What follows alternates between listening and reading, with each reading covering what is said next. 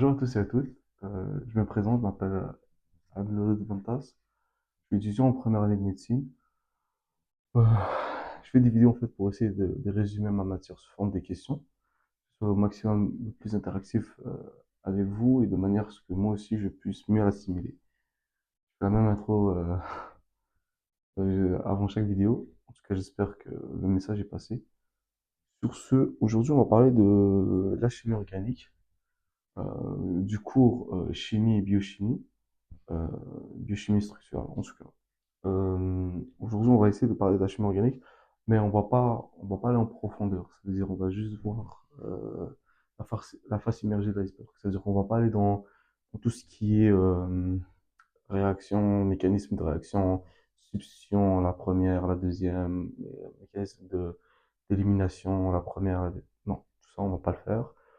Aujourd'hui, on va rester vraiment sur du superficiel en tant qu'étudiant en médecine. On n'est pas des chimistes.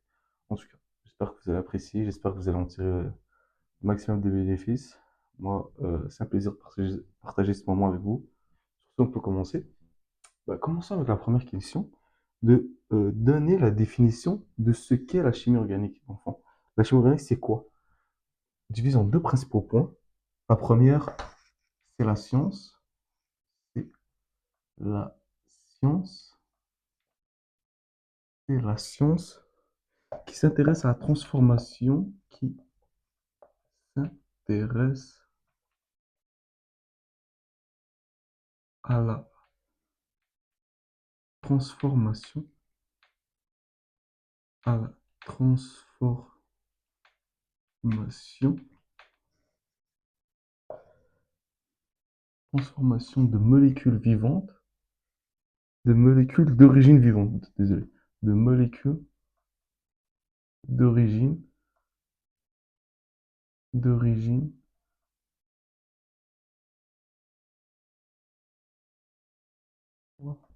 d'origine vivante. Et le deuxième point, ce sont des substances, ce sont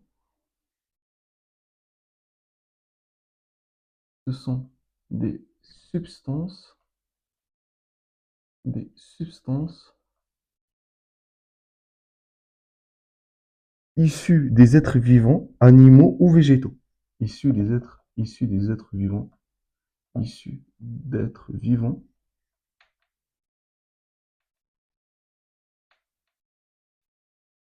animaux slash végétaux. Végétaux. Qu'est-ce qu'une chaîne carbonée? euh, Désolé. C'est composé, les principaux composés de la chimie organique sont composés principaux, composés principaux, désolé, principaux sont les suivants. Le C, virgule le H, virgule le O, virgule le Cl et l'azote. L'azote, puis vous en passez. Vous pouvez en passer. Qu'est-ce qu'une chaîne carbonée? Une chaîne carbonée, dans le fond, en fait, c'est ou communément appelé aussi le squelette carboné. Euh, Chaîne carbonée, c'est un enchaînement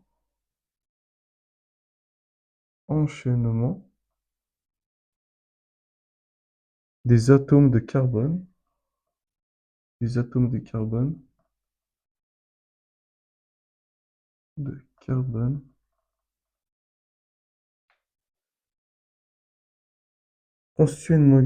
qui constitue une molécule organique, qui constitue une molécule organique, qui constitue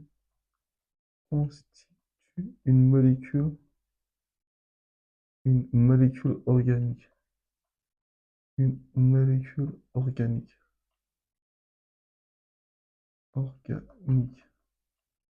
Voilà. Donnez-moi les types de formules de chaînes carbonées. Vous en avez 5 principaux. Euh, Vous avez en premier lieu, on va l'écrire avec notre couleur,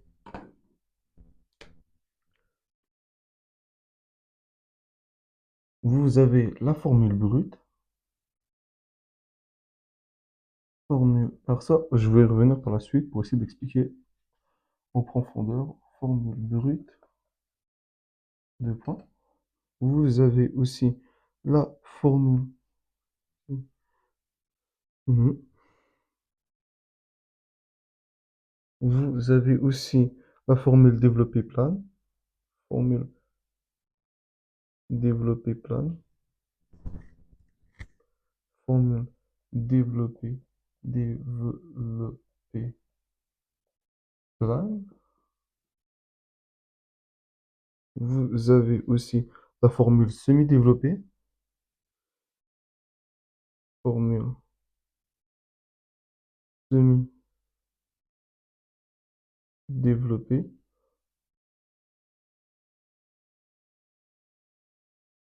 Tac, tac. Vous avez aussi la formule compacte. La formule compacte.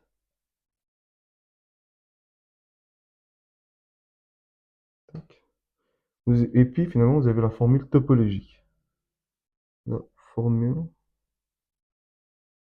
topologique. Voilà. Topologique. Voilà. Maintenant, on va essayer de les expliquer, chacune d'entre elles. On va essayer de les expliquer via un schéma. Enfin, c'est assez simple à comprendre. On va utiliser l'exemple de l'éthanol. Pour toutes les formules, on va expliquer bien la formule de l'éthanol, qui est un composant assez sujet à l'étude pour ce qui est de vos cours de chimie organique. En tout cas, formule brute, elle se présente sous la forme de, on va écrire toutes les atomes avec leur numéro. Ça veut dire que vous allez écrire C2, H5, OH. Ok. Parce que là, ça, c'est un groupement. Vous voyez, genre, on essaie de tous les écrire, puis on écrit les groupements à la fin. En tout cas, ça, c'est la formule brute. Formule développée plate. On présente les liaisons entre chaque atome, chaque groupement d'atomes. OH, tac. Ici, vous avez une liaison H, une liaison H, une liaison H, une liaison H, puis une liaison H. Parce que je rappelle que le carbone doit absolument faire 4 liaisons. Ça veut dire si il peut pas faire moins de 4 liaisons. Du coup, 1, 2, 3, 4, 1, 2, 3, 4, voilà. Et l'oxygène fait 2 liaisons, puis l'hydrogène fait une liaison. En tout cas, c'est pas sujet pour le moment. La formule semi-développée, vous allez faire les liaisons, mais vous allez représenter les CH ensemble. Ça veut dire que ça va nous donner ça. CH3, liaison avec CH2, liaison avec OH. Vous voyez? Et puis, vous allez avoir la formule compacte, parce que vous allez juste enlever les liaisons. Ça veut dire que vous allez faire CH3, CH2, OH. D'accord? Et puis, vous avez la formule topologique, ma préférée, celle qui est la plus simple en tout cas. Vous avez ça. Voilà, OH. Là, vous avez chaque angle que vous avez dans la formule topologique, c'est un carbone. Et puis, on ne dessine pas les liaisons hydrogène parce que automatiquement, on sait que le carbone fait 4 liaisons et que s'il n'est pas lié avec un autre type d'atome, bien un autre carbone, c'est l'hydrogène qui vient remplacer. En tout cas, euh, ouais, c'était tout. Mais l'aspect géométrique, ok. Quels sont les trois types de représentation possibles? Vous avez trois types. On va rechanger de couleur pour essayer d'en parler plus profondément.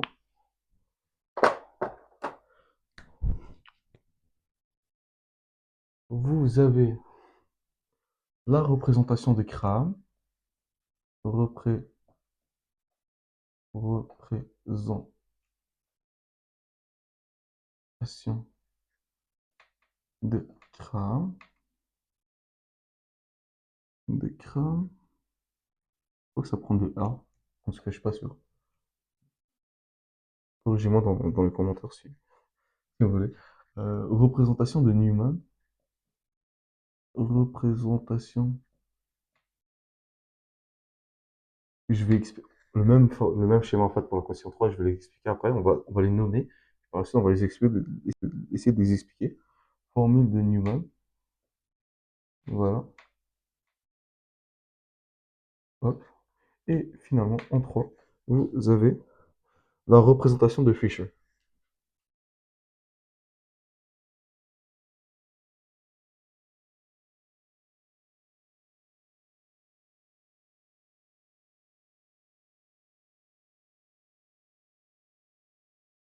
Ok. On va reprendre le noir pour écrire.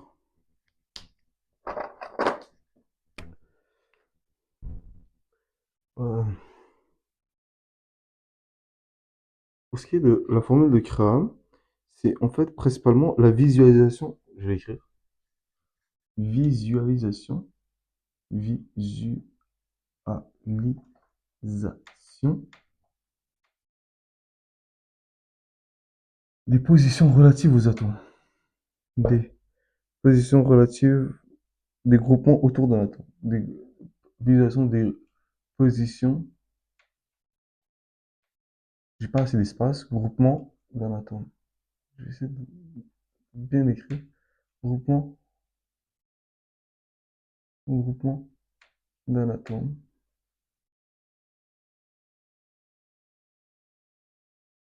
Visualisation des positions de groupement autour d'un atome, désolé. Autour d'un atome. Autour d'un atome, ouais, c'est ça. Autour d'un atome. Autour d'un atome. Elle se présente sous cette formule-là. On va prendre l'exemple avec H. C'est qu'un exemple. Vous avez, quand on dessine une flèche comme ça veut dire que la flèche en gras, ça veut dire que c'est devant. Et quand on fait des pointillés comme ici, ça veut dire que c'est derrière. Ça veut dire que l'atome d'hydrogène est derrière. Et puis, celle-là, elle est latérale. Voilà. Du coup, on va essayer d'expliquer. On avait dit quoi? On avait dit, quand c'est une ligne droite, on avait dit que c'était dans le plan. Dans le plan. On avait dit que quand c'est des pointillés, que c'était derrière le plan. Derrière. Désolé, c'est petit, j'ai pas assez d'espace en tout cas. Derrière le plan, essayez de zoomer. Derrière le plan. Et puis, vous avez, quand c'est en gras, c'est devant le plan. C'est aussi simple que vous avez à retenir devant le plan.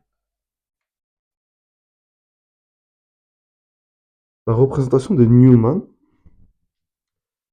là va être un plan de différents types. Ok, ok.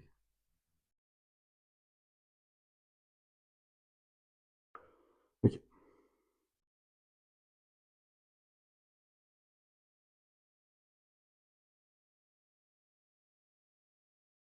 C'est la visualisation cette fois-ci. Visualisation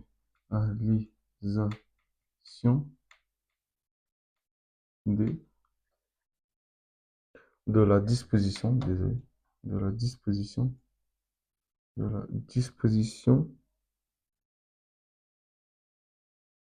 de la disposition, de la disposition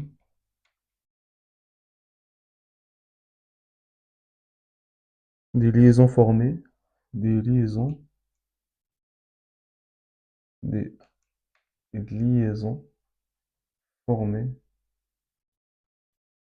entre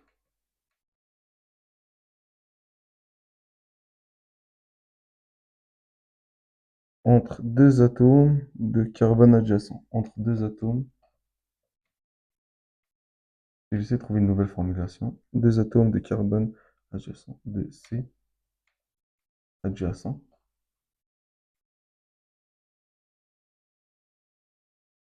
En tout cas, il n'y a pas qu'une seule représentation de Newman. Il y en a plusieurs. Et je vais en présenter deux.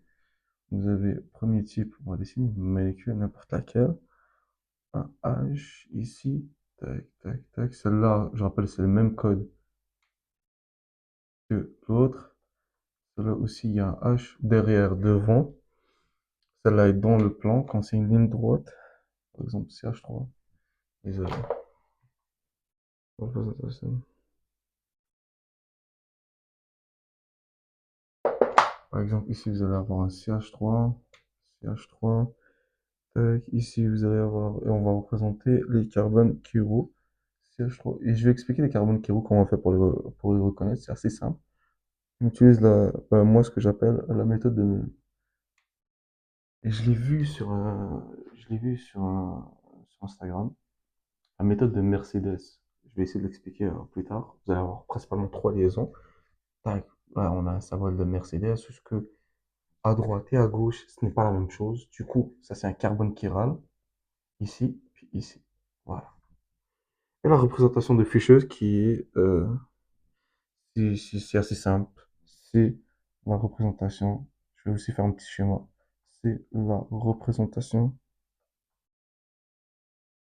Celle-là aussi, elle peut se dessiner. Il y a plusieurs angles de vue. C'est pour ça que Newman, elle est un peu compliquée aussi. CH3. Tac, tac. Vous voyez, c'est pour ça que je vous ai dit Mercedes, genre. C'est comme le logo de Mercedes, hein. Tac.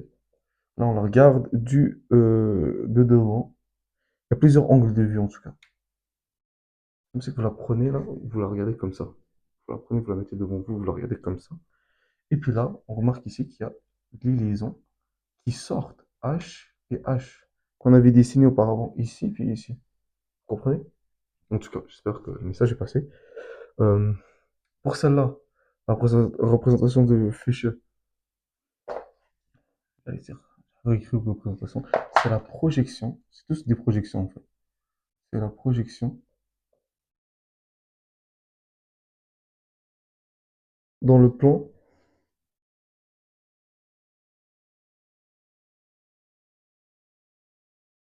En fait, vous prenez CRA, vous le mettez dans un plan. C'est aussi simple que ça. Dans le plan. La projection dans le plan de crâne.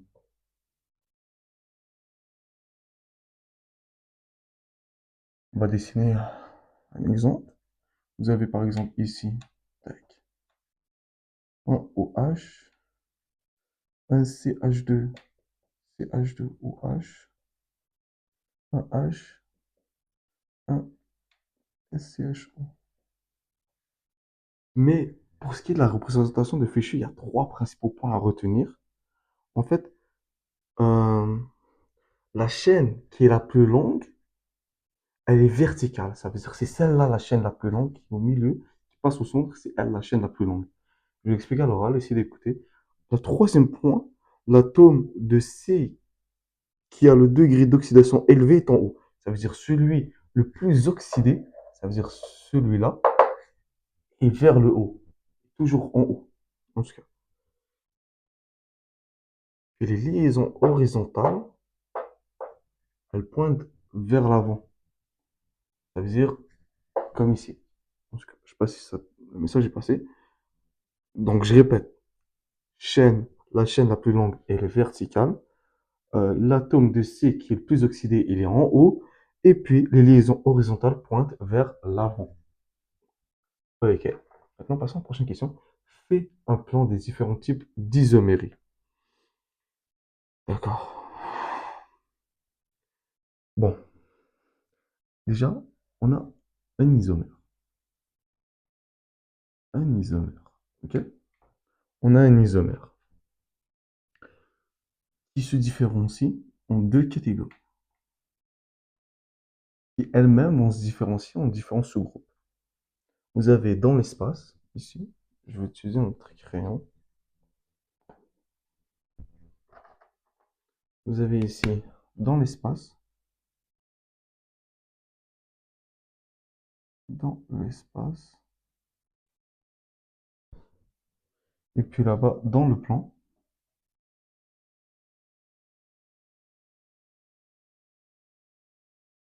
L'espace c'est 3D, le plan c'est sur une feuille. C'est aussi simple que ça, en tout cas. Dans l'espace, ce que vous avez, c'est les stéréoisomères. Stéréoisomères. Ça, les mecs, la chimie organique, c'est vraiment une base. C'est juste une base que vous devez avoir. Il n'y aura pas vraiment de questions dessus aux examens. Ce qu'il y aura question, par exemple, c'est sur les lipides, les glucides, les enzymes, et tout ce qui suit.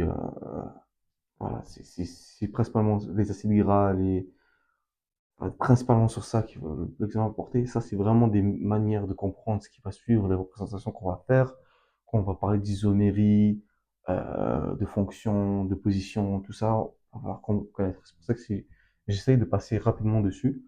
En tout cas, euh, un stéréoisomère, on a dit, puis un isomère de constitution. Un isomère, désolé, un isomère de constitution. De constitution. Tac. Qui elle-même, l'isomère de constitution se divise en trois sous-groupes. Et chacun de ces sous-groupes, je vais les expliquer prochainement. Mais là, maintenant, c'est vraiment un schéma explicatif au début. On présente la matière sous forme de schéma. Par la suite, on va essayer d'expliquer. Tac. On avait dit isomère de constitution. Elle peut être sous forme de chaîne. Elle peut se différencier par une chaîne, par une fonction, par une position. Par une position. Ok. Les stéréoisomères, c'est un peu différent. Vous avez en sous-groupe qui sont les isomères de conformation, isomères que j'ai parlé tantôt, isomères de conformation, de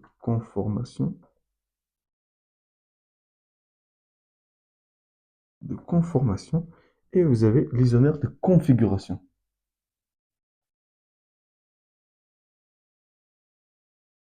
L'isomère de configuration. Configuration. L'isomère de configuration, même lui, se divise en sous-sous-groupes. Ça veut dire, tac, vous allez le dessiner ici. L'isomère de configuration, vous avez deux types. L'isomère géométrique ou bien l'isomère optique. L'isomérie optique ou bien l'isomérie géométrique. Je vais y revenir tantôt. Là, c'est juste un schéma représentatif pour les types de termes qu'on doit connaître. Isomérie optique, j'ai dit. Isomérie optique. Et puis l'isomère géométrique. Isomère, isomérie si vous préférez. Isomérie géométrique. Géométrique, voilà. Bon. Quels sont les trois types d'isomères de constitution? On les a nommés ici. Ce sont une fonction, isomérie de constitution. On avait dit que c'était trois types d'isomérie de constitution. Désolé. On avait dit que c'était l'isomérie de chaîne, que je veux parler ici. La chaîne, en fait, c'est quoi par la chaîne? Qu'est-ce qu'on veut dire? Désolé, il manque un E. C'est que vous allez juste les représenter. En fait, il va juste différencier un groupe. Je vais le dessiner, je vais le dessiner. Vous voyez, ça, on a le premier groupe. Maintenant, on a le CH3. CH2. Désolé, on représente les liaisons parce que on est sous la forme développée. Non, pas sous la forme développée, désolé. Semi-développée. CH3, CH2, juste la formule. CH2, CH3, CH3, CH3, CH2, CH2. Désolé, une deuxième fois CH2. CH2, tac, encore. CH3. Et ça, c'est du butane. Cette molécule-là, c'est le butane. Et vous avez CH3,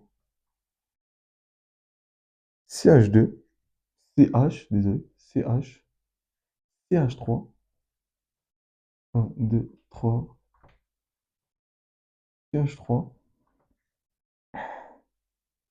CH3.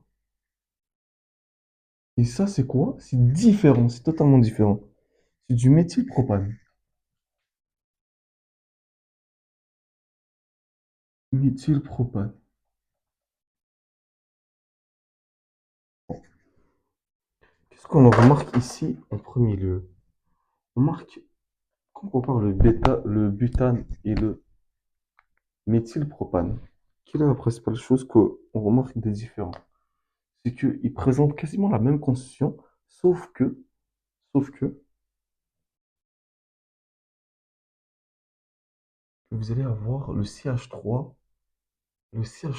ici, celui-là, ce CH2-là, il va se transposer sur l'autre. Vous voyez? C'est ça qui est différent. On va avoir un groupement qui va aller se coller avec un autre. Et c'est sous forme de chaîne, ok? C'est ça la différence. Du coup, explique-moi les trois types d'isomères de constitution. Celle en chaîne diffère par sa représentation qui est semi-développée et on transpose un groupement qui est, par exemple, dans cet exemple-là, le CH3, vers un autre atome, on le change de position, tout simplement. Ok. Maintenant, passons à la suivante. L'isomérie de position. On avait dit position, c'est celle-là. Isomère de position. Celle-là, je rappelle, on avait CH2, là on a CH3, c'est différent. C'est pas les mêmes liaisons. D'accord? Mais elles se ressemblent. En tout cas, la position, la position,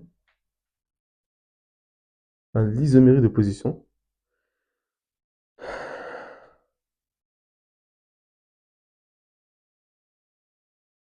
en fait, je vais représenter la même chose dans le fond. Ok. Je vais dessiner la première molécule, le CH3, le CH2, 3 fois le CH2, le CH2, le CH2. Voilà. Puis le OH. Et ça, c'est quoi? C'est du butane 1-ol. La même chose que l'autre, mais sauf que butane 1-ol. Ok. Tac. Et puis vous avez l'autre, ici, qui est le CH3. CH3, CH, CH2, CH3. CH2, CH3. Là, ça, c'est du butane 2-ol. Ah, désolé, je voulais dessiner le ol. Le OH, groupement alcool. Butane 2-ol. Butane 2-ol. En tout cas, qu'est-ce que vous remarquez ici? Première chose. On remarque que il y a juste, c'est la même, quasiment la même molécule, quasiment le même nom, sauf que le OH vient se transposer sur le deuxième carbone. Vous voyez? Enfin, le OH, c'est un groupement prioritaire, du coup, c'est pour ça qu'on le nomme 1-ol et 2-ol. Parce qu'ici, ça va être le premier carbone, on va commencer avec celui qui est le plus proche du OH. Bref, c'est pas un sujet à cette vidéo. En tout cas, c'est ça la principale différence. Du coup, si on veut résumer, la chaîne est la même, la chaîne est la même, et la même. Or, la position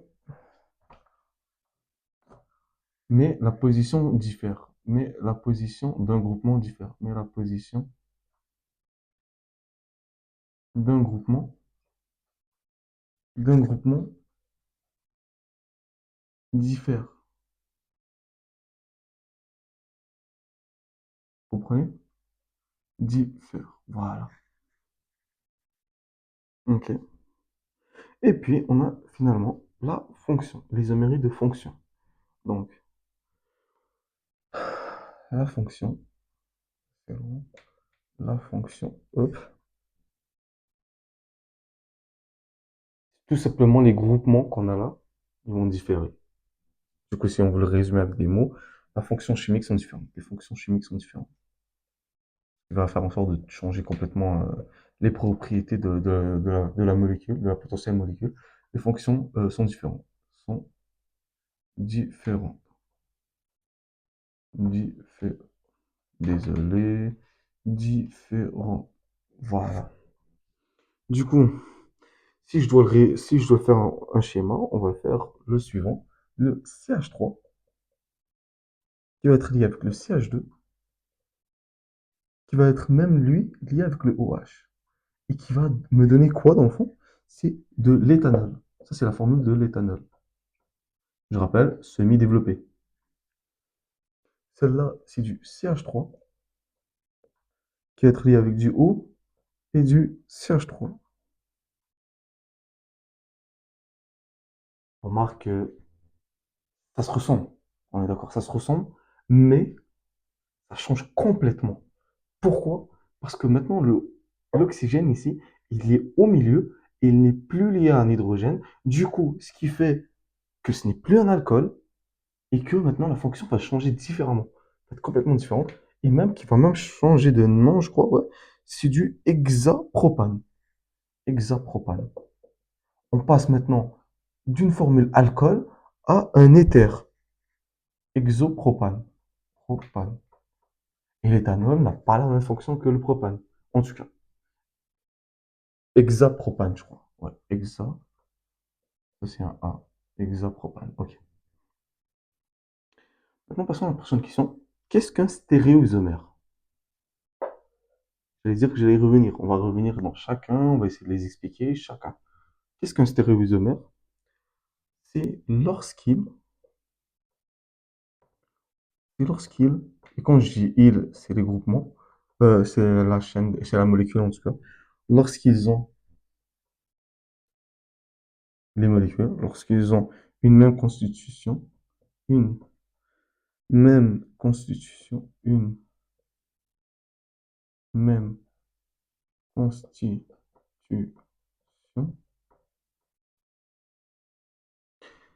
et des structures spéciales différentes, mais, désolé, mais des structures spéciales différentes.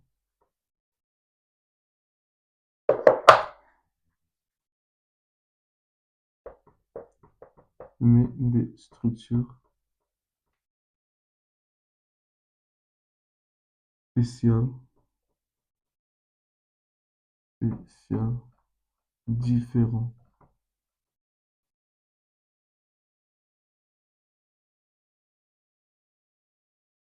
Bon, qu'est-ce qu'un isomère de conformation?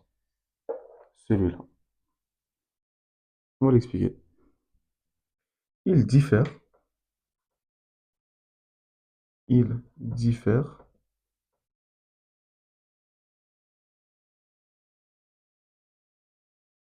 par une relation, par une relation autour d'une liaison,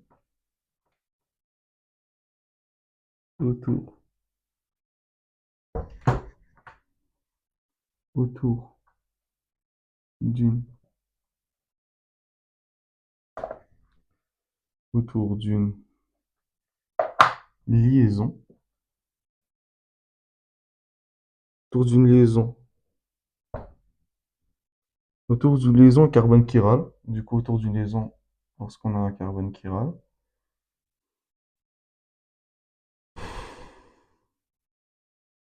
Donc, on va le représenter via un exemple. On a le CH2 ici, le C2H5, je veux dire, C2H5, c'est le H, puis le CH3 ici, et puis le, le OH, qui va différer du, ça va être les mêmes atomes, C2H5, CH3, mais vous avez remarqué que, ça je rappelle que c'est la représentation de Graham,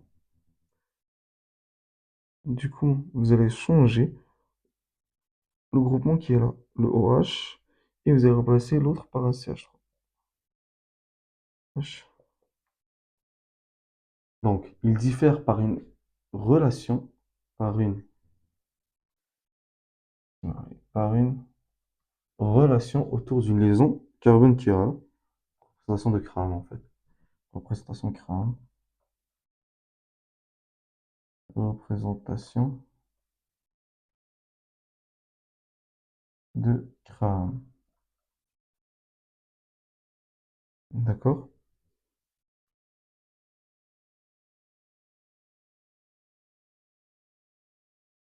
En fait, c'est simplement une rotation. Si vous préférez, c'est une rotation. Là, ce qu'on remarque, c'est qu'il y a une rotation. Ce qui veut dire que ce qui est devant passe derrière et ce qui est euh, dans le plan change.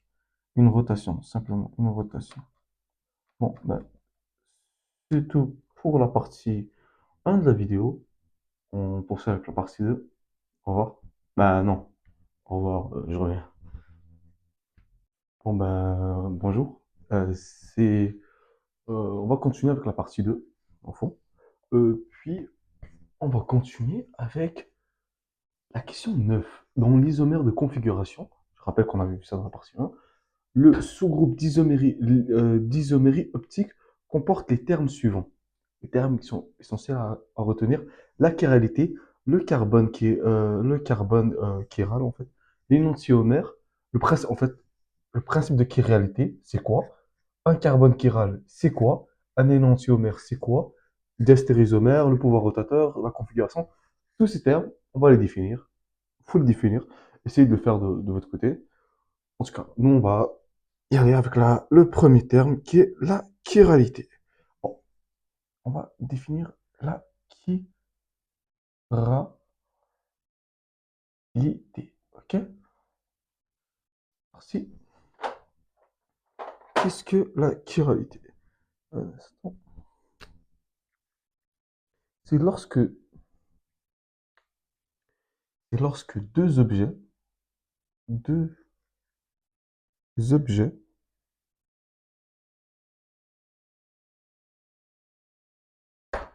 l'un est l'image de l'autre, enfant. L'un est l'image de l'autre, et l'image de l'autre,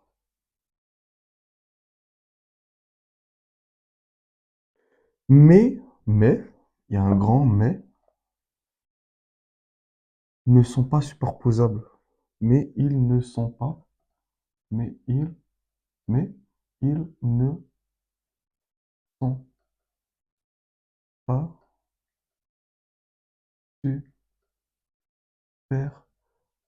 superposables. D'accord?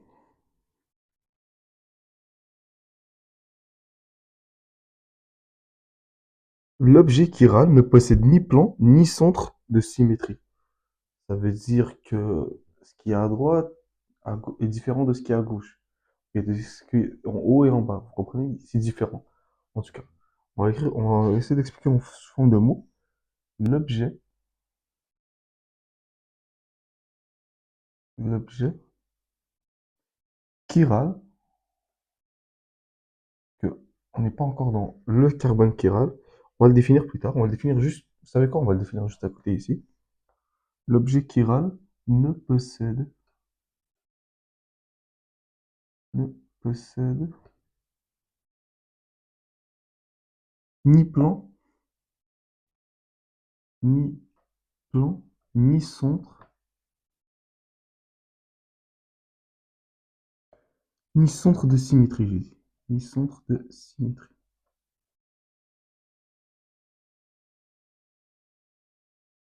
Ni centre de symétrie. Et il a pour symbole, on l'utilise avec une petite étoile. Et on va faire une petite parenthèse. Certaines molécules peuvent être dites, peuvent être chirales sans forcément, sans, peuvent être chirales, certaines molécules, je savais que j'allais oublier un mot, certaines molécules peuvent être chirales. J'ai dit peuvent être chirales sans posséder de carbone chiral. Sans posséder de carbone chiral. On remarque qu'il y a une certaine liaison entre ouais, la chiralité et puis le carbone chiral, mais l'un peut être indépendant de l'autre. En tout cas, sans posséder de carbone chiral. Voilà. On va suivre avec ce que c'est un carbone chiral. On vient de définir ce que c'est la chiralité. Maintenant, on va poursuivre avec ce que c'est un carbone chiral. J'espère juste avoir cette place. Carbone chiral.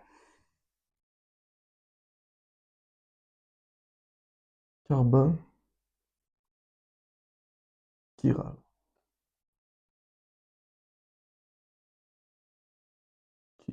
Chiral.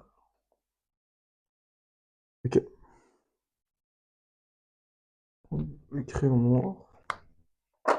Hop, on va le définir tout de suite.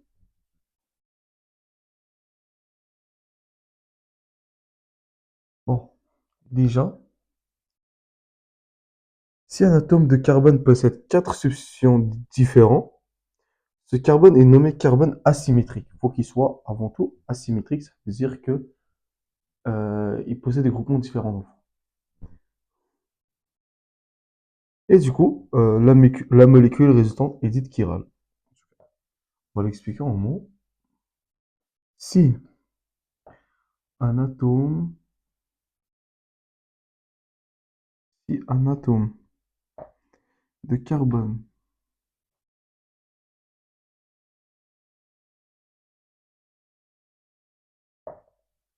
possède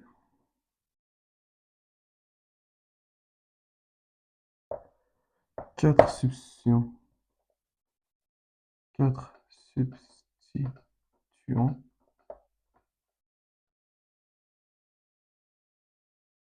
4 substituants différents,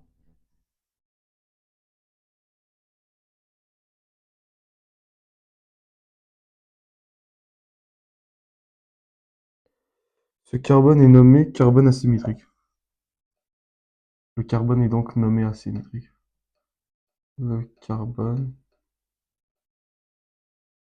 est nommé carbone, est nommé carbone, est nommé carbone asymétrique. Carbone asymétrique.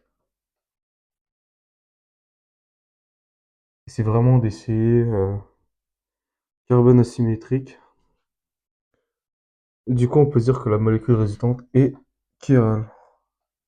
Fait en sorte que la molécule est chirale.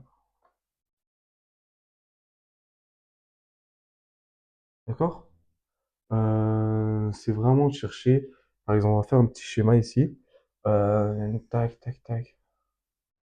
Qu'est-ce que je pourrais bien faire? Bon, on va faire comme ça. Si je vais l'effacer. En fond, OH, tac, par exemple. Ok? Et là, on me demande de chercher où est le carbone chiral. Du coup, ce que tu cherches à trouver, c'est que 4 substituants, un, 2, 3, et je rappelle qu'il y a l'hydrogène, du coup on n'oublie pas, 4. Du coup, ça, c'est un carbone chiral. Ma technique à moi, c'est que j'avais dit dans la partie 1, c'est de chercher le symbole Mercedes. Du coup, là, comme ici, ça fait symbole Mercedes. Vous voyez, mec? Symbole Mercedes. Du coup, vous avez les 4 substituants, et ce qui est à droite, il diffère de ce qui est à gauche. C'est pas la même chose. Vous comprenez? Ça, c'est un carbone chiral. Ça, c'est pour le remarquer dans un plan de chimie organique basique. En tout cas, j'espère que le message a pu passer. Et ça, c'est expliqué en mots. Parce que nous, je rappelle, nous ne sommes pas des chimistes, médecine. On va devoir apprendre les termes par cœur, les définitions par cœur. On ne demande pas de faire des réactions. Du coup, poursuivons avec le terme suivant. Ça, c'est la petite parenthèse pour essayer de le visualiser. Poursuivons avec, poursuivons avec l'énantiomère. C'est gros. L'énantiomère pour la configuration, ça va me prendre assez d'espace. Du coup, comment je vais pouvoir traverser ça? Ok. Tac. On va faire l'énantiomère. J'espère juste avoir assez d'espace. Énantiomère.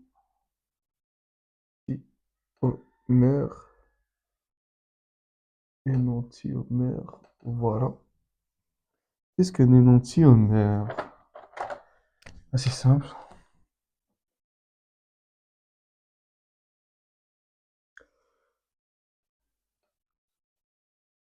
Non, sont des molécules, des molécules qui sont l'image l'une de l'autre dans un miroir, mais vous allez voir, il y a un truc qui diffère entre les deux. C'est pour ça qu'on les appelle les énantiomères. Euh, sont des molécules, sont des molécules qui sont, qui sont l'image, l'image l'une de l'autre, l'une de l'autre,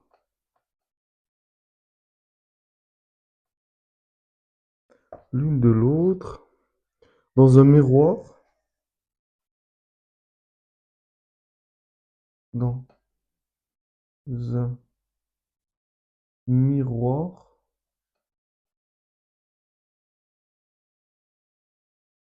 plein, dans un miroir, mais qui ne sont pas superposables. Mais qui ne sont pas superposables. Superposables. Voilà. Suivant. Deux énantiomères.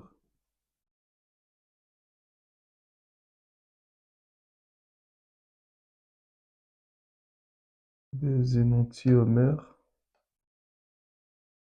ont toutes les propriétés physiques. Ont toutes les propriétés physiques. Propriétés physiques.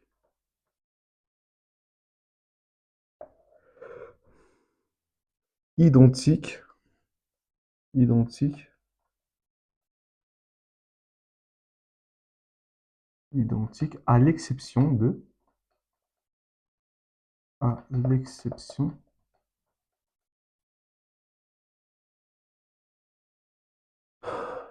du pouvoir rotatoire qu'on va définir plus tard. À l'exception du pouvoir rotatoire.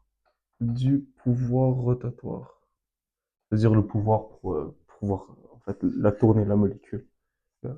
En tout cas, à l'exception du pouvoir rotatoire. Rotatoire, voilà.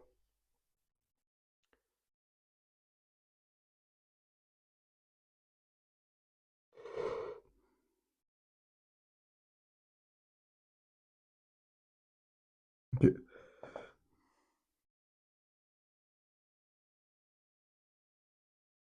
Des énantiomères n'ont pas aussi des énantiomères, énantiomères n'ont pas les mêmes propriétés physiologiques. Par physiologique, je veux dire les goûts, odeurs et tout ça. Des énonceurs, pas le même, pas les mêmes propriétés physiques. Propriétés physiques. Physiologiques, désolé. Physiologique, par physiologique, je veux dire le goût, l'odeur. Physiologique, goût,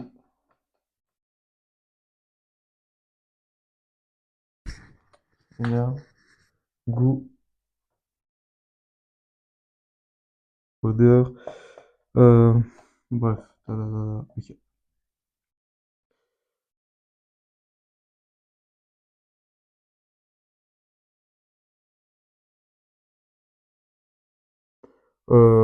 Tac, on peut sauter les exemples.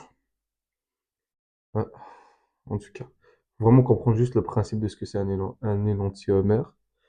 On va poursuivre avec un, ce que, on a parlé du pouvoir rotatoire. Les énantiomères ont toutes les propriétés physiques identiques à l'exception du pouvoir rotatoire, ce qui nous amène à l'autre point, le pouvoir rotatoire. Qu'est-ce que c'est dans le fond? On en avait parlé dans la partie 1, pour pouvoir rotatoire, rotatoire, pouvoir rotatoire, qu'est-ce que c'est?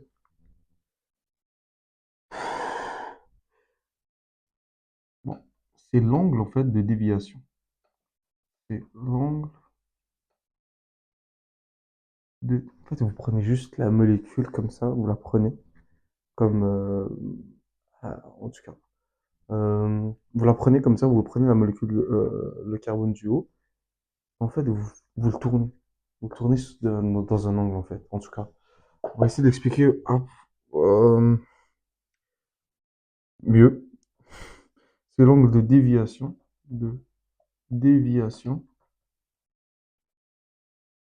C'est l'angle de déviation du plan de polarisation d'une lumière polarisée rectiligne.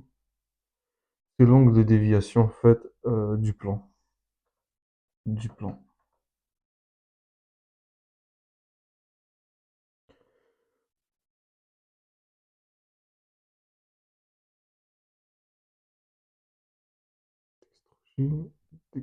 Ok. Euh, En fait, c'est l'angle de déviation du plan de polarisation. Mais c'est formulé vraiment, je l'ai pas bien formulé. Par exemple, d'une lumière polarisée rectilignement. En tout cas, une molécule qui dévie la lumière polarisée à droite. Bon, ce que vous devez savoir, c'est que quand c'est à droite, dévie la lumière, la lumière à droite, dévie la lumière. Utilisez notre crayon. Dévie la lumière à droite, et puis ici à gauche, à gauche, voilà. On appelle ça comment? Quand elle dévie la lumière, en fait. Par dévier la lumière, ça fait s'y retourner. On appelle ça le dextrogir. Dextrogir. Dextrogir. Et puis, quand c'est à gauche, c'est lévogir. Lévogir.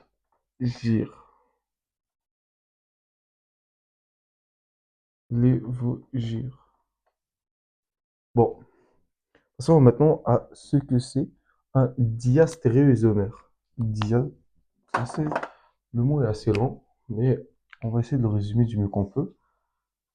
Dias, diastéréoisomère, où est-ce qu'il est? Diastéréoisomère.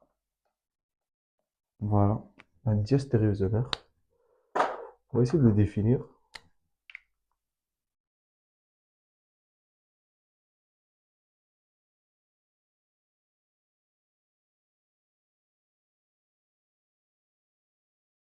En fait, ce sont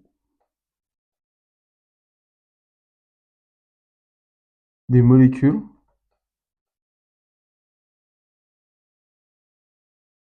stéréoisomères, mais ce ne sont pas des énantiomères. Vous comprenez?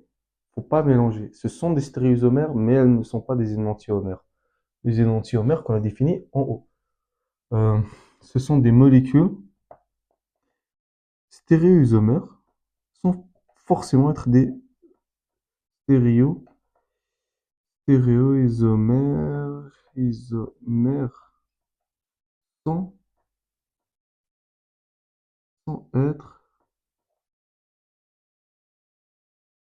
des énantiomères. Des énantiomères. Énantiomères. Ok? Ouais. J'espère juste que je vais avoir assez de place pour la configuration, parce qu'il y a des exemples aussi. En tout cas, diastéréoisomères, ce sont deux diastéréoisomères. Deux stéréoisomères ont des propriétés physiques différentes. Deux diastéréoisomères, diastéréoisomères,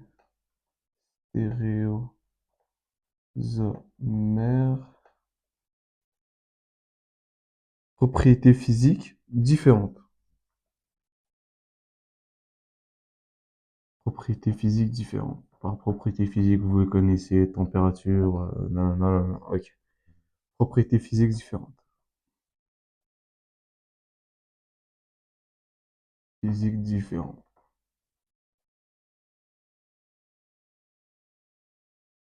Ok.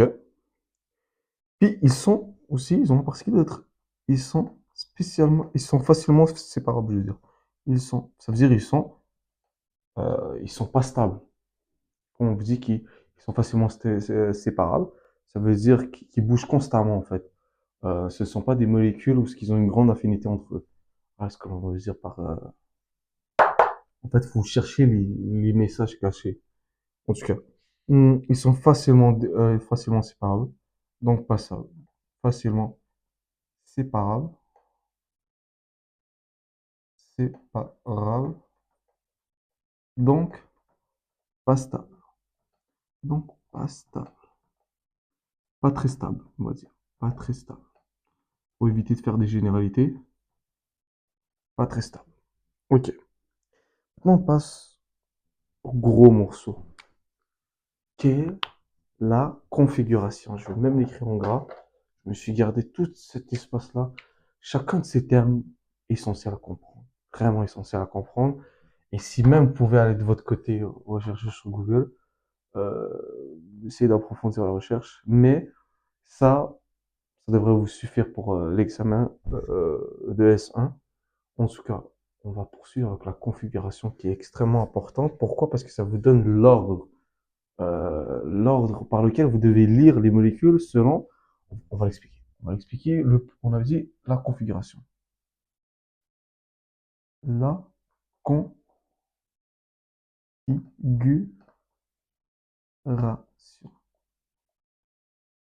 Voilà. Configuration. Qu'est-ce que c'est quand j'entends la configuration? Bon, c'est principalement la disposition, la disposition, la disposition spatiale des atomes. Ça veut dire où est-ce qu'ils sont situés dans l'espace. Spatial des atomes. D'accord? Spatial des atomes d'une molécule chirale. D'une molécule chirale.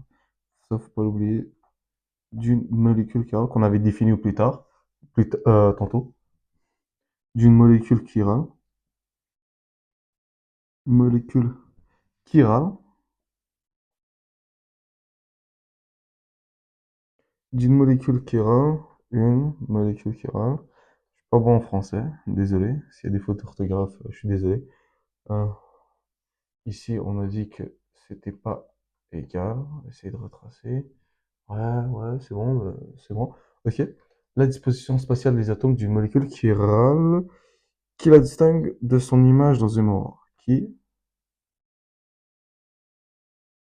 la distingue de son image, la distingue de son image dans un miroir.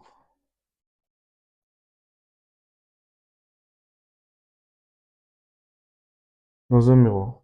On va faire deux exemples qu'on va essayer de tac, configurer. Ok. L'exemple un. Exemple 1. Vous allez essayer de le faire. On a ici un BR, un C, et vous allez essayer de me dire sa configuration. Par configuration, je veux dire R ou S. J'espère que vous l'avez révisé avant de venir. Tac, tac, tac, tac. Un H ici. Puis vous avez un CL qui est devant. Et vous avez un F ici. D'accord? Je vais vous aider. Je vais vous donner euh, le nombre de protons, l'importance en tout cas, de chacun. BR en Z qui est de... Juste un instant.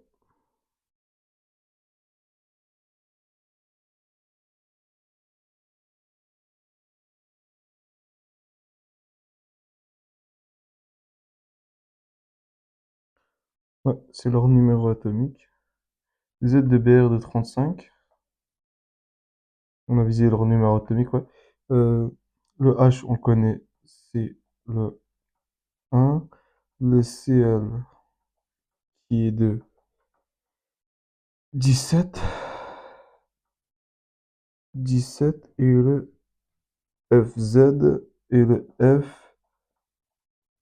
FZ qui est de 9. D'accord, essayez de me faire cet exemple-là. Mettez pause à la vidéo et essayez d'y répondre. Bon, parfait. On va prendre un autre crayon, prendre le rouge.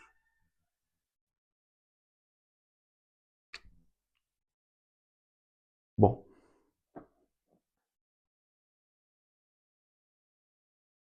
qui est comme sens d'une montre, ça veut dire euh, comme ça, qui tourne comme ça, d'accord? Sens horloge, c'est la configuration R.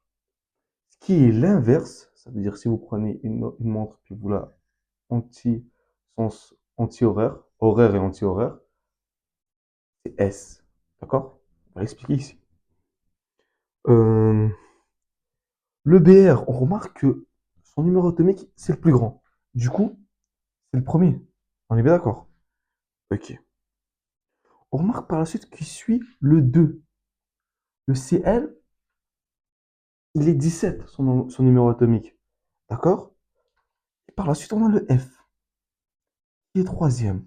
Le H, c'est toujours le quatrième, parce que c'est toujours le plus petit. C'est lui qui a le plus petit numéro atomique. D'accord? Ok? Ça veut dire que quand on va le prendre, on va essayer de faire le tour. Vous comprenez? Ça, c'est le 4. Ça, c'est le 4, mais on va faire le tour comme ça. Un, 2, 3. Ça fait quel tour? On remarque que ça fait le tour horaire. D'accord? Ça fait le tour horaire. Et du coup, qu'est-ce que j'avais dit tantôt? Quand c'était horaire R, anti-horaire S. Simple que ça. Donc, configuration, on avait dit. Configuration, configuration R. D'accord?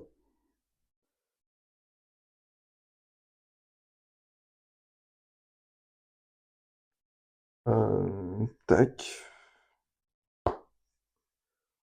On va faire un deuxième exemple. Et cet exemple-là, il va avoir quelques petits pièges. Essayez d'aller voir. On va corriger ça ensemble. Exemple 2. Tac. J'ai un H ici, qui va être lié au carbone du milieu. Maintenant, ça va être le BR qui va être derrière. Ok? Et ça va être, maintenant, ce qui va être devant, ça va être une autre molécule. Ça va être du C2H5. Et puis, dans le plan, vous allez avoir du CH3. CH3. Ok? Maintenant, essayez de me dire quel type de configuration c'est. Et pourquoi. Ok. Et pause à la vidéo, essaie d'y répondre.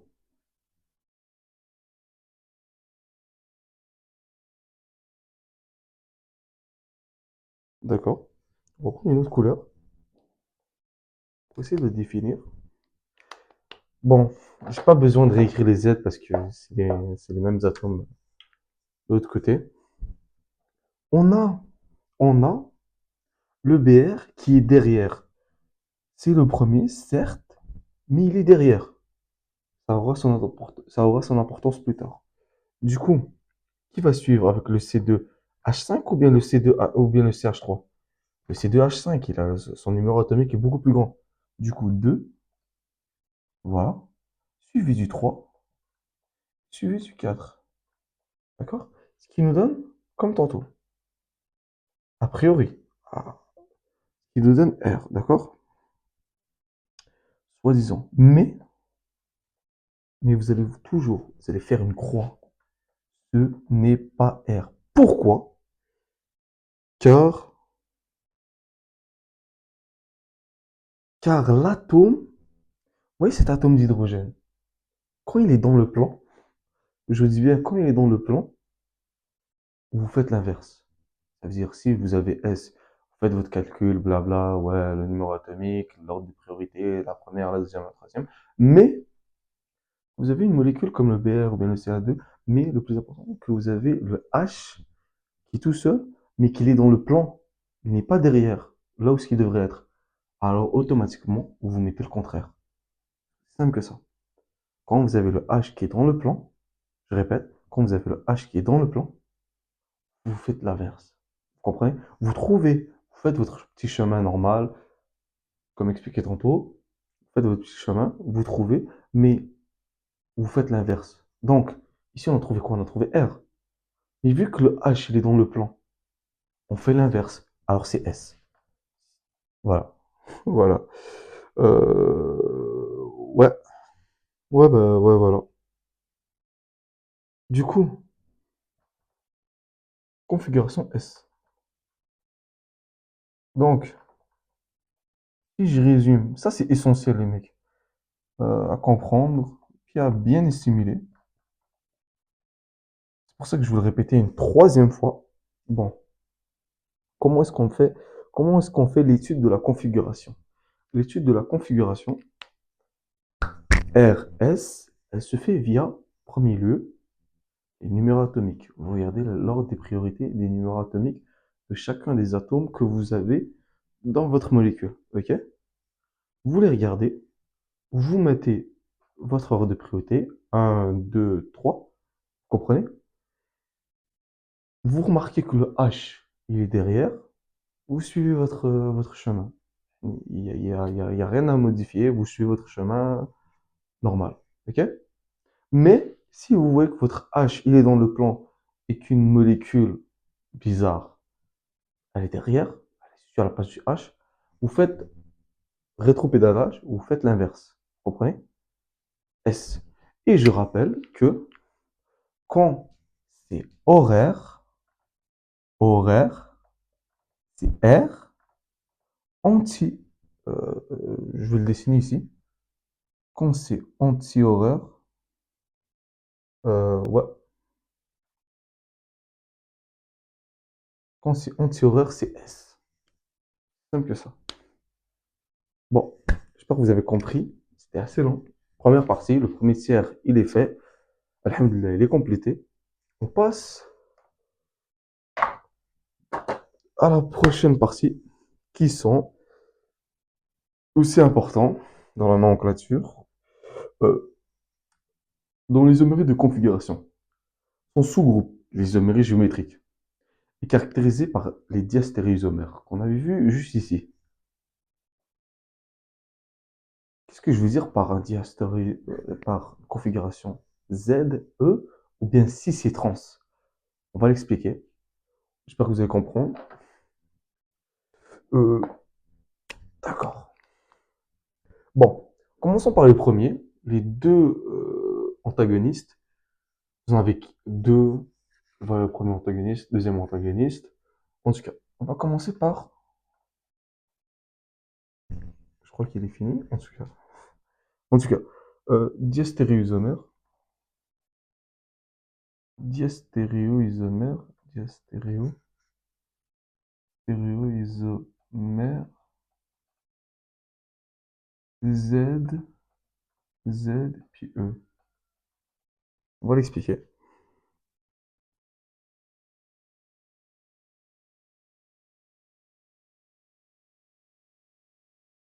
Ok, ok.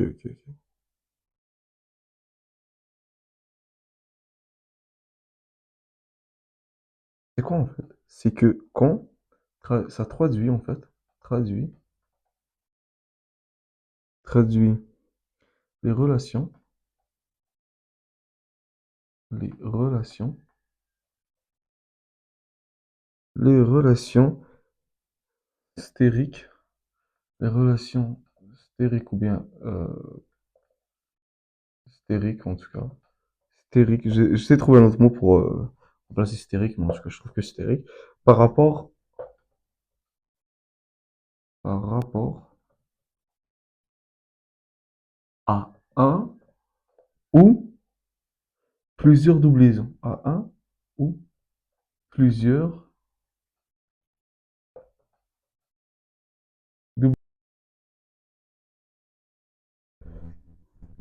Ouais, désolé, ça a coupé. En tout cas, on était dans les diastérosomères, Z et E. C'est les plus difficiles. On va commencer par les plus difficiles, comme ça le gros du travail sera fait. Quand vous entendez diastérosomère directement, ça concerne les doubliaisons entre deux carbones. Ça veut dire les alcènes. Juste pour être sûr, sont décomposés en ces heures de forme brute. Ok. Euh, d'accord. Euh, Traduit les relations stériques par rapport à un ou plusieurs doubliaisons. Donc, c'est les alcènes. Ok, c'est des doubliaisons. Je vais expliquer ça sous forme de différentes étapes. On va faire la première étape. Bon, je crois que celui-là, il est mort. Donc, celui-là, il est mort. Tac, on va utiliser l'autre. Passer au suivant. Hop.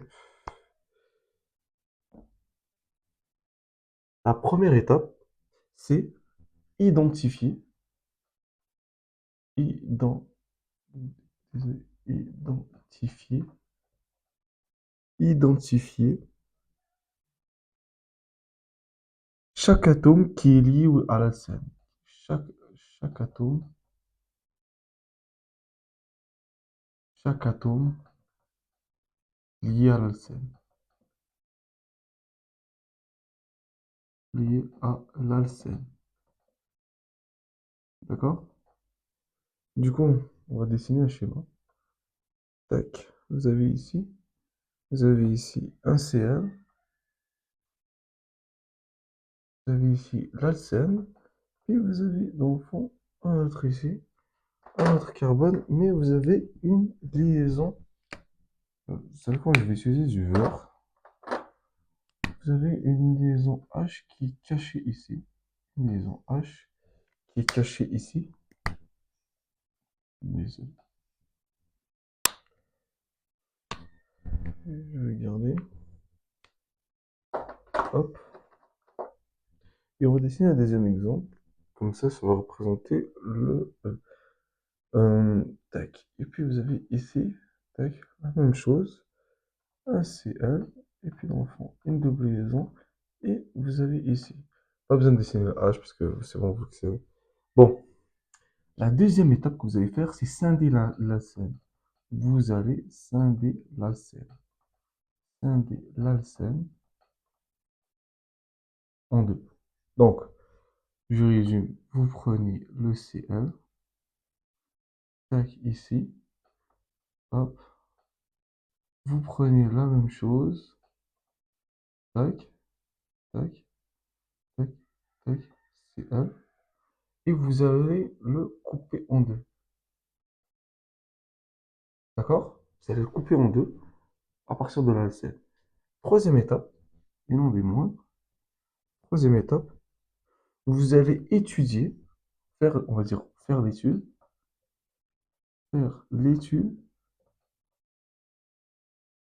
faire l'étude des groupements atomiques, des groupes, des numéros atomiques, je veux dire, des numéros atomiques, atomiques de chaque côté que vous allez avoir, c'est pas de chaque côté, de chaque côté,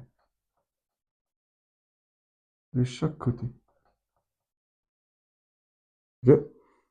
Bon, si on fait l'étude ici, tac, on a notre Cl, on a notre alcène, puis on a une liaison du bas. Désolé, petite erreur, celle-là, elle est en haut. Ok?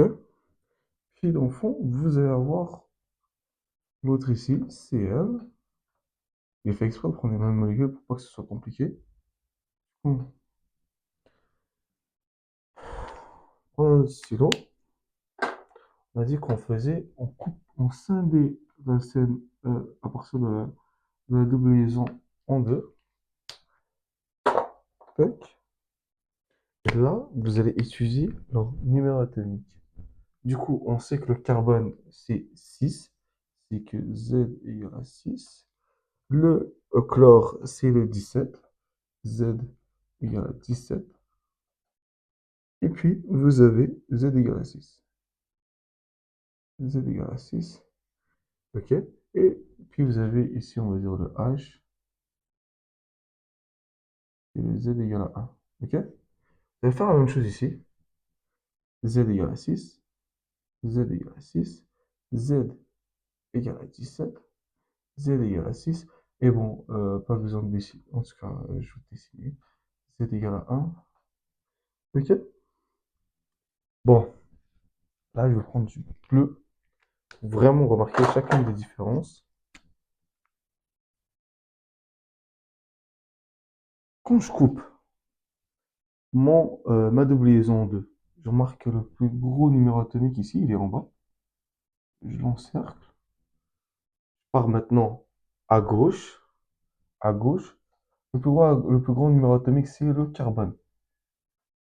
Vous remarquez qu'ils sont situés les deux vers le bas. Les deux ont la même direction. Quand ils ont la même direction, c'est Z. En fait, Z, ça veut dire zusammen. Zusammen, en tout cas, je le prononce en français, mais c'est de l'allemand, ça veut dire ensemble. C'est aussi simple que ça. Ça veut dire ensemble.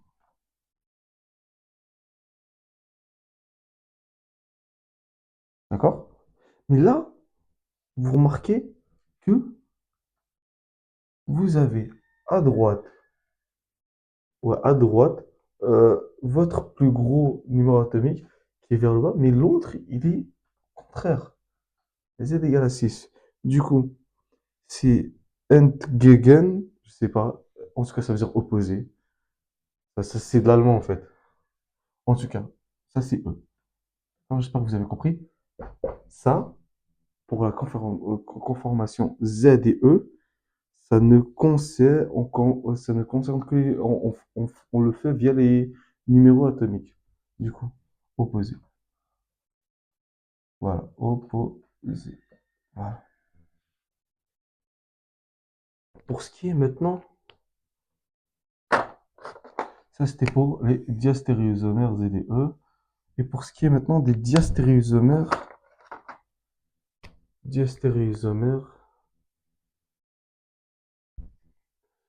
bon, on avait dit en trois étapes, c'est ça, hein? Trois étapes, trois étapes. Bon, la 2, ici. Diastéréoisomère, ça va être assez simple. Diastéréoisomère, diastéréoisomère, 6 et trans.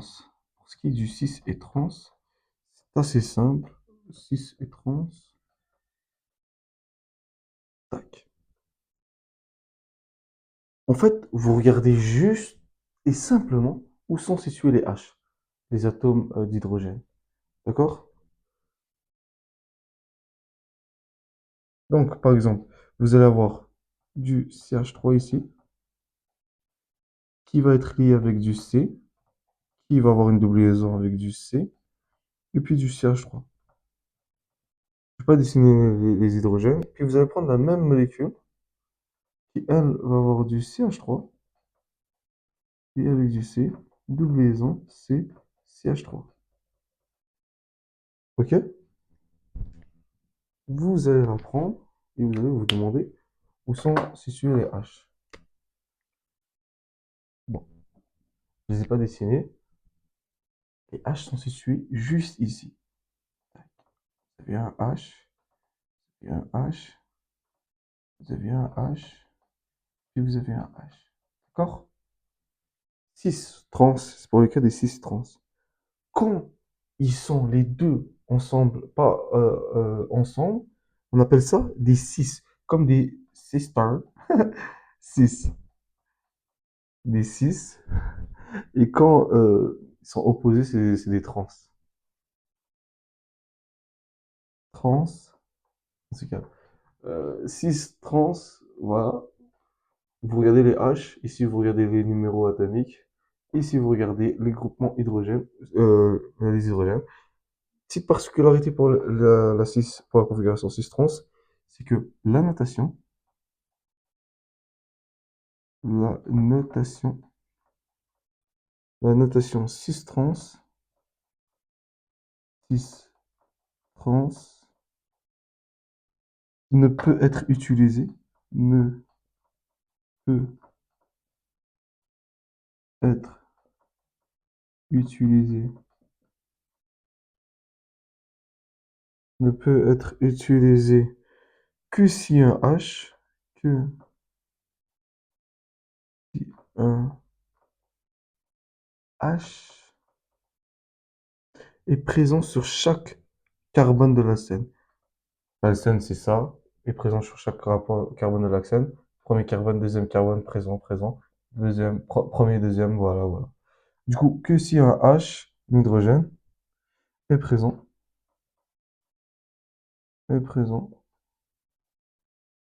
sur chaque groupement de l'alcène, sur chaque groupement de l'alcène,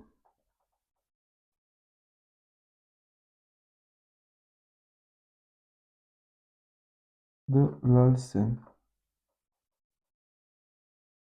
Bon, voilà. Le plus gros du travail a été fait. C'est fini. Ce qui reste, c'est juste de la définition pure et dure. On souffle. Bon, quels sont les principaux hydrocarbures et décrivez-les-moi. Bon, sur le premier, c'est l'alcane. L'alcane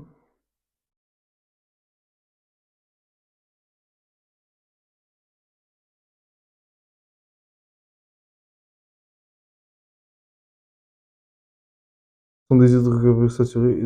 Ils sont constitués d'atomes de carbone et d'hydrogène et ne possèdent pas de liaisons multiples. Ben, en fait, c'est juste ça. Concrètement, ce que l'on veut dire, c'est juste ça. Par exemple, ça, tu peux avoir un R là. Un autre groupement, puis un autre groupement. Simple liaison.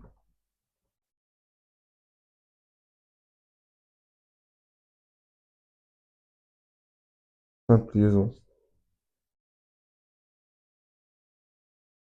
C'est tout. On peut faire un exemple si vous voulez. Par exemple, on a du C4, C4H10. Bah, si on suit la règle de l'alcane, ça veut dire que tu vas pas avoir de double entre chaque C. C, C, C, puis C. Bon. H, H, H, H, H. Voilà, voilà, voilà. Tac. Bon. Alcène. Alcène, on en a parlé ici. Ici. Même après l'exemple, vous savez pas. C'est grave. En tout cas, sont des composés insaturés de forme. Ça, ils sont saturés. Ça veut dire que chaque carbone, il a un groupement saturé. Un groupement de notre atome qui est collé au carbone, en tout cas, sont des composés insaturés. Insaturés.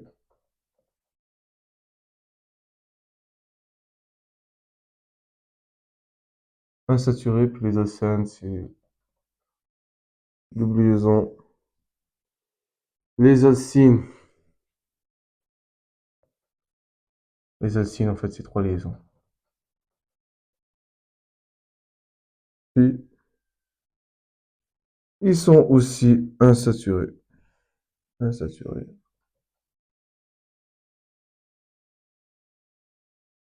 Un, deux, trois, tac. Puis, finalement, vous avez les composés aromatiques. Les composés aromatiques. Les composés aromatiques.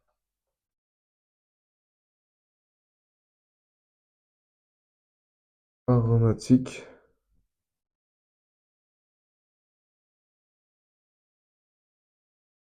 En fait, c'est des composés. Composés insaturés. Insaturés. Contenant.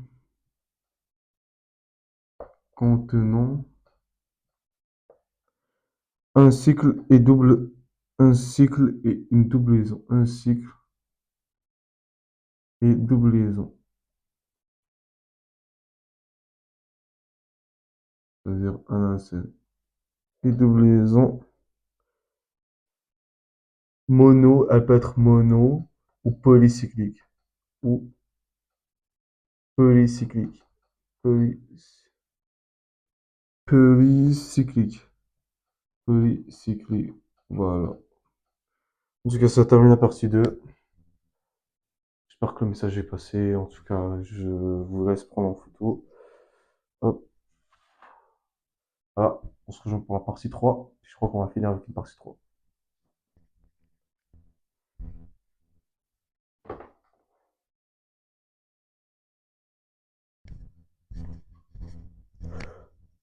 Bon, ben, salut. On se retrouve pour la partie 3. La dernière partie. Voilà. C'était assez long. On est rendu quand même assez long. Je vais essayer de raccourcir. En tout cas, là, décrit, défini, défini. On va juste dire ce que ces termes-là signifient. D'accord? Bon, commençons par le premier. Décrit les fonctions organiques suivantes. Les différentes fonctions organiques, on va les définir rapidement. Ici, fonction halogénée, c'est quoi? Il possède, il possède, il possède une liaison, il possède une liaison,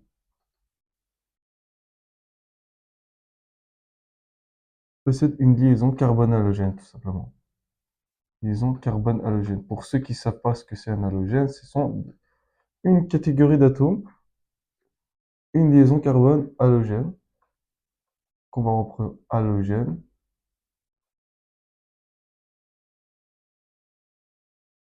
halogène, représenté en X. D'accord?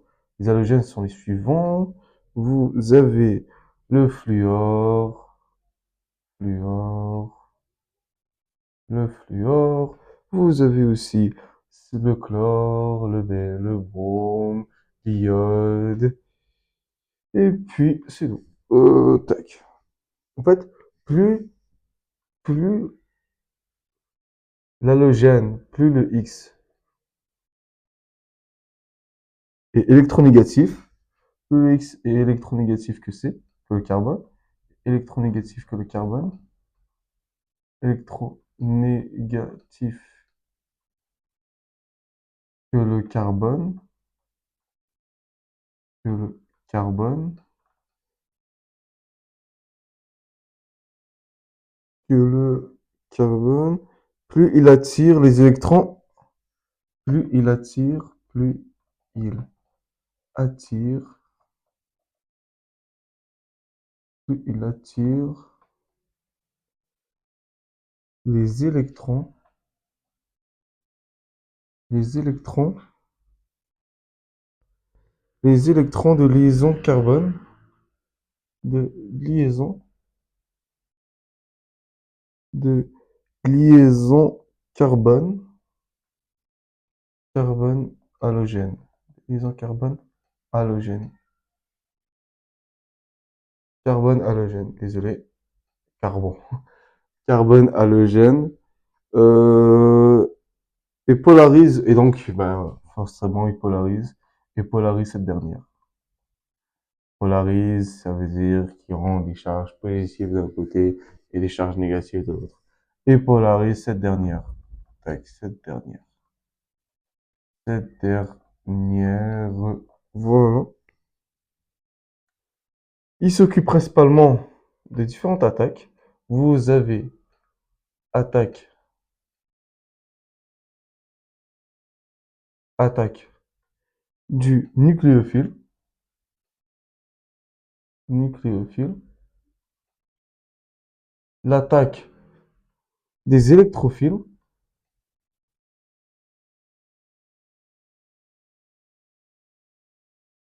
et finalement l'attaque des, des éléments basiques. D'accord?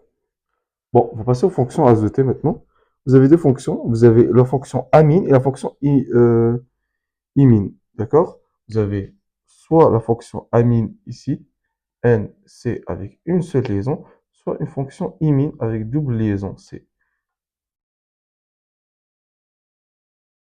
Amine, on a dit, amine et imine. D'accord? Ok.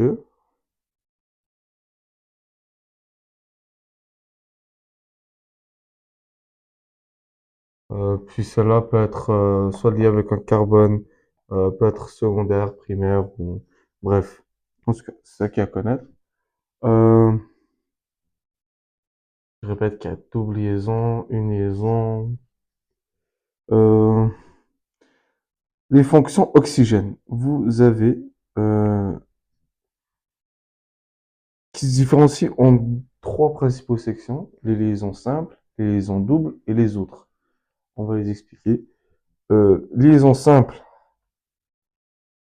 liaison simple. Automatiquement aussi, vous avez une liaison simple. Ça veut dire que l'oxygène, il doit être lié à un H, ce qui fait de lui un alcool. Ok. Voilà. Vous avez bah, CO.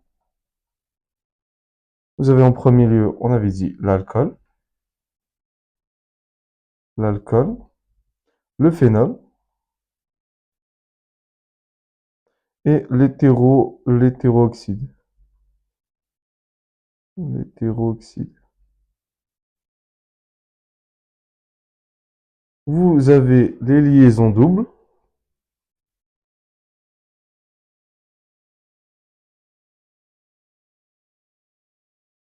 Les liaisons doubles qui sont les aldéhydes, ester, compagnie. Bon, on avait dit aldéhyde, aldéhyde, ester, cétone,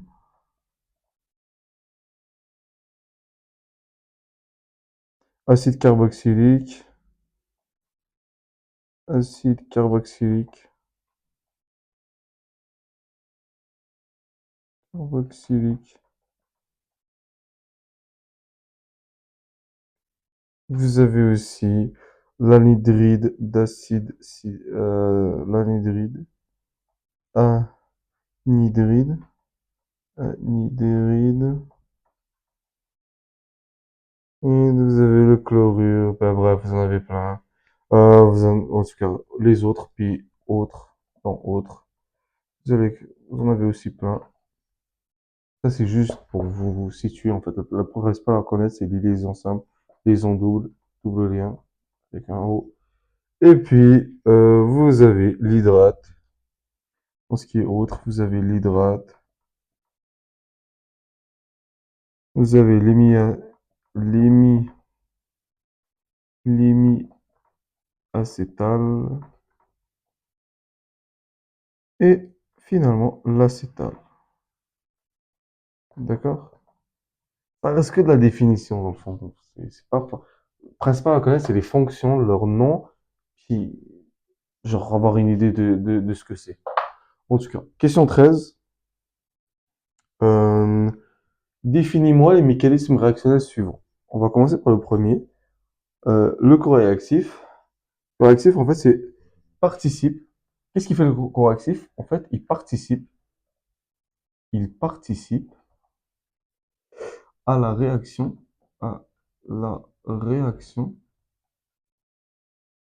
Il participe à la réaction et est transformé dans le processus et il est transformé et il est transformé, transformé dans le processus réactionnel, dans le processus, dans le processus réactionnel, réactionnel et influe sur le rendement. Et ainsi influe sur le rendement. Et influe sur le rendement.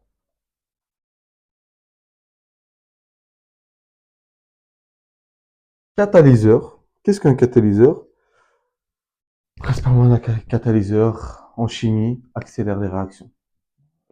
Voilà. Ça accélère, accélère les, accélère la vitesse de réaction. Je veux dire, accélère la vitesse de réaction sans modifier le rendement. De réaction, accélère la vitesse de réaction sans modifier, sans modifier le rendement.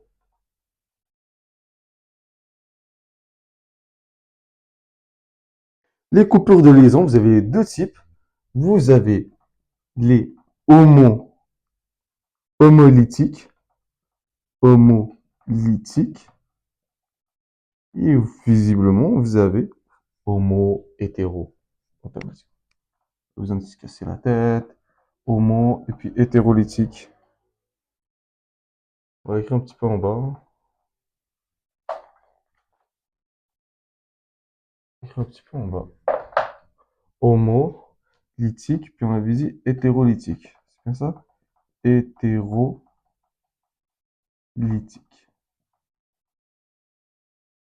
Donc, homolytique, c'est quoi? C'est quand vous avez, c'est radicalaire. Pas radicalaire, je vais expliquer bien un schéma. C'est quoi un radicalaire? C'est que vous avez par exemple une liaison entre deux atomes. Entre deux atomes, d'accord? Y, ils partagent un doublet d'électrons qui est ici. En fait, quand on dit homolytique, c'est qu'il va y avoir une cassure au milieu des deux. Ça veut dire que les deux vont partir avec la même charge. Yani, vous partez ici avec X avec un électron plus Y un électron.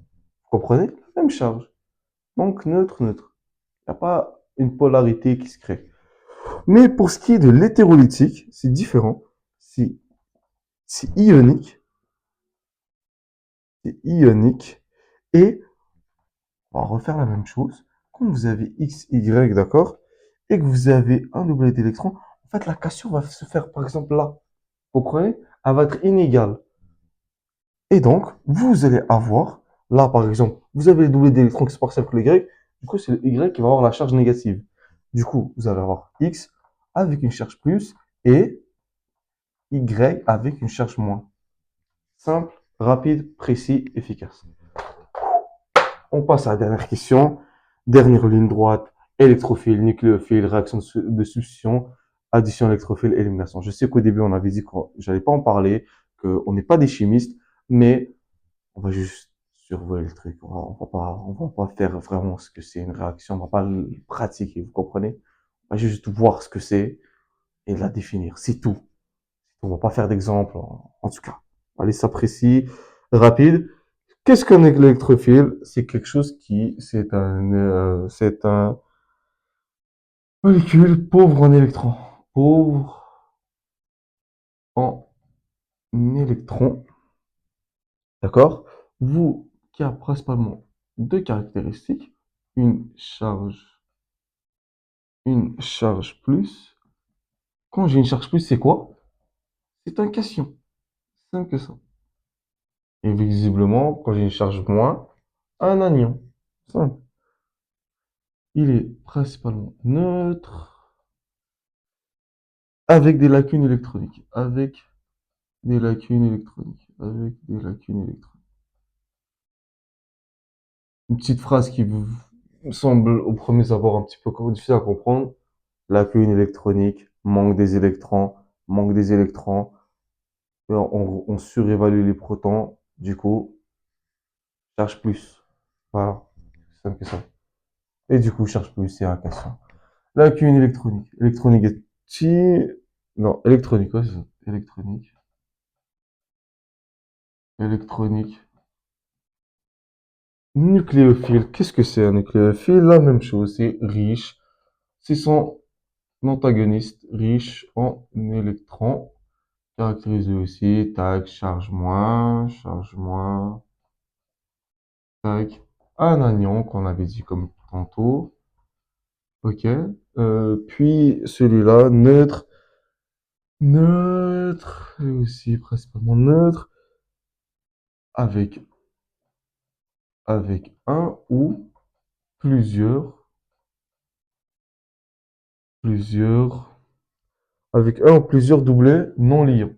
Ça veut dire avec un ou plusieurs doublets non liés. Non liés.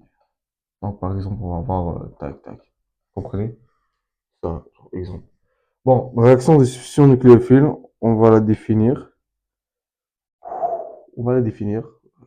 Tac. Elle résulte, on va juste la définir. Elle résulte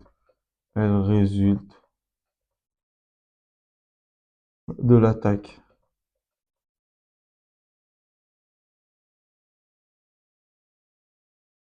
nucléophile, celui-là, nucléophile, sur le substrat, sur le substrat, sur le substrat par une espèce riche en par une molécule, une molécule riche en électrons et ce qui est, en tout cas, et du départ,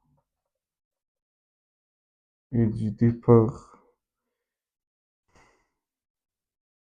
et du départ nucléofuge d'un groupement important du doublet, et du départ d'un groupement important du doublet, d'un groupement important du doublet, d'un groupement, je vais l'expliquer, un léger exemple. Vraiment, on va pas avoir, on va pas faire les flèches, ok? Un léger exemple juste pour, parce que avec les mots, c'est un petit peu compliqué à le visualiser. Groupement important du doublet. Parce que, mais je veux pas aller dans, je veux pas faire les flèches de départ. C'est plus long que ça, en fait. Je veux juste faire la généralité. En tout cas, groupement important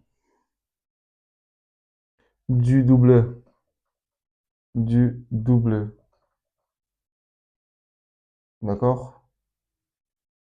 Donc, principalement, vous avez votre nucléophile là, plus votre nucléophile, plus Un groupement qui est lié à un, un X, n'importe quelle molécule, et vous allez avoir le regroupement du nucléophile avec le groupement R plus le X qui va partir avec un doublet et va devenir et devient un nucléophile. X moins. Voilà. Du coup, voilà. Vous avez une polarisabilité. Du coup, vous avez une polarisation. Une polarisation. Mais d'accord. Puis vous avez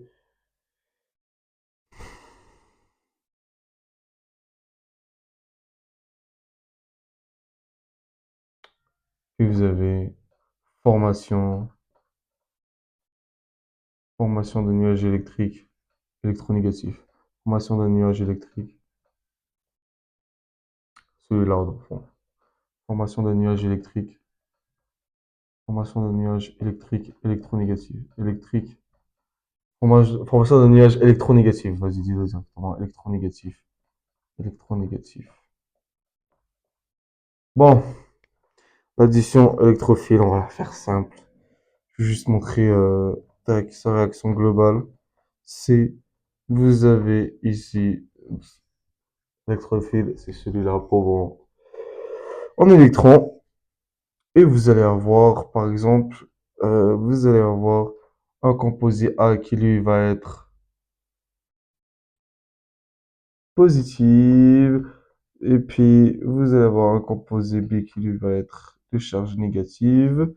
Ils vont se lier à notre molécule du départ, qui est généralement un alcène. Et du coup, vous allez perdre cette liaison de alcène qui va vous donner le A, C, tac, C, et puis le B.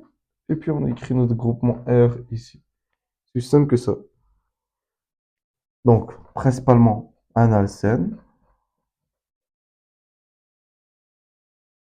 C'est une addition.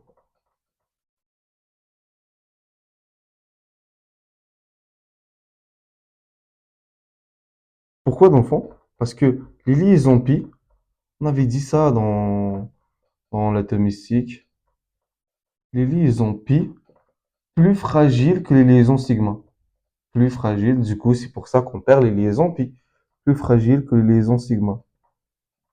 Plus fragiles que les liaisons sigma. Retourne dans la vidéo atomistique vers la fin de la vidéo pour que j'avais défini ce que c'est une liaison pi puis une liaison sigma.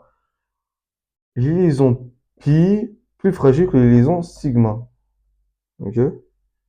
Euh, Elle peut réagir avec des espèces électroniques, en tout cas. Et puis finalement, l'élimination, c'est quoi? Une phrase à retenir. Réaction. Parce que je vous jure, les mecs, c'est vraiment plus long que ça. Genre, ça, c'est vraiment rien. Parce qu'à la base, on doit voir le doublé d'électrons, il part vers où, première attaque, deuxième attaque, troisième attaque. Vous comprenez? C'est tout un mécanisme qu'il faut comprendre. On n'est pas des chimistes. On est en médecine. On connaît la base. Barakallah alayk. Réaction qui transforme, principalement, qui transforme. Parce que genre, par exemple, ça, l'élimination, il y a deux types. Élimination 1, l'élimination de E1 et E2. Et c'est lent, mon pote. Et c'est vraiment lent. C'est vraiment lent. En tout cas, on va pas y aller. Transforme un alcane, pas notre but ici. Un alcane substitué en alcène. Substitué en alcène. En alcène.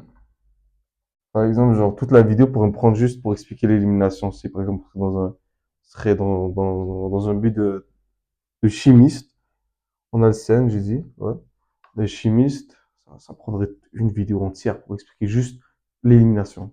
Bien, juste l'addition, bien, juste le principe de nucléophile. En tout cas, ça termine la vidéo d'aujourd'hui. J'espère que ça vous a permis de vous familiariser avec ce que c'est la chimie organique. Je répète que ce ne sont des notions qu'il faut acquérir pour comprendre ce qui va suivre. Pour comprendre l'étude sur les lipides, l'étude sur les glucides, les osides et tout ça, on va y aller. On va y aller fort, du coup, on va prendre ça comme si c'était de l'acquis. C'est tout. Sur ce, j'espère que vous avez aimé. Ce fut un plaisir de partager ce moment avec vous. Euh, Partagez dans les commentaires si vous trouvez qu'il y a des choses à améliorer, s'il y a des choses que je peux essayer de travailler dessus. Merci beaucoup. C'était Abdeloded Bantas avec vous. Passez une bonne journée.